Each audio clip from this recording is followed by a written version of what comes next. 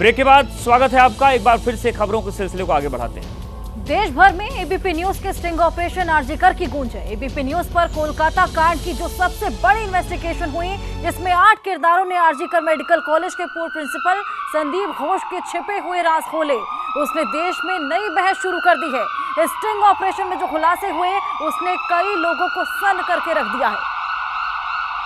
ये बड़ा sting operation ABP news का 8 किरदार, इसमें आरजीकर मेडिकल कॉलेज के पूर्व प्रिंसिपल संदीप घोष के छिपे हुए राज भी खोले गए और इस पूरे स्टिंग ऑपरेशन ने पूरे देश में स्टिंग ऑपरेशन की गूंज है। देश में नई डिबेट अब शुरू कर दी है। साथ ही आपको बताएं, स्टिंग ऑपरेशन में जो कुछ खुलासे हुए, उसने लोगों को हैरान और परेशान कर दिया है। पूरे देश भर में इसका इम्पैक्ट देखने को मिला। कई खुलासे इस पूरे स्टिंग ऑपरेशन में हुए। 8 किरदार इसमें सामने निकल कर आए हैं, जो कि आरजीकर मेडिकल कॉलेज के पूर्व प्रिंसिपल संदीप घोष से जुड़े हुए हैं। और एबीपी न्यूज पर आरजीकर अस्पताल को लेकर बड़े खुलासे को पूर्व केंद्रीय मंत्री स्मृति ईरानी ने भी देखा। ऑपरेशन आरजीकर पर स्मृति ईरानी ने कहा कि अस्पताल में भ्रष्टाचार को सत्ता का संरक्षण है। पहले तो एबीपी के द्वारा किया गया ये ऑपरेशन अपने आप में कई नए सवाल खड़े करता है, कई नई चिंताओं को अब उजागर करता है कि वर्तमान में इन्वेस्टिगेशन चल रही है और इन्वेस्टिगेशन में निश्चित रूप से मुझे लगता है एबीपी न्यूज़ को भी सहयोग देना चाहिए। आपके पास जो मटेरियल है वो इन्वेस्टिगेटिंग अथॉरिटीज़ को देना चाहिए। सुप्रीम कोर्ट ने भी कई इस केस के ऊपर अहम सवाल उठाए हैं, लेकिन आज आपने स्टिंग ऑपरेशन के माध्यम से जिन तथ्यों को उजागर किया है वो अपने आप में भयावह हैं।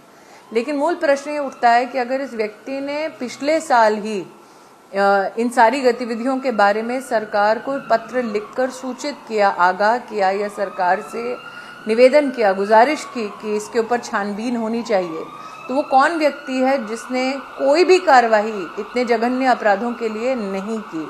वो कौन है जो आरजीकर में इस प्रकार के गोरख धंधों को संरक्षण दे रहा है?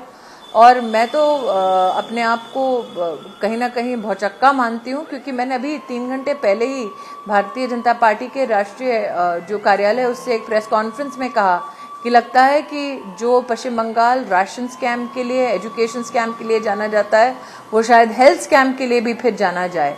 ऐसा क्यों है कि इस व्यक्ति के खिलाफ इतनी गंभीर आरोप रहे और डिपार्टमेंट ने कोई कार्रवाई ना करने के बजाय इस व्यक्ति का संरक्षण किया?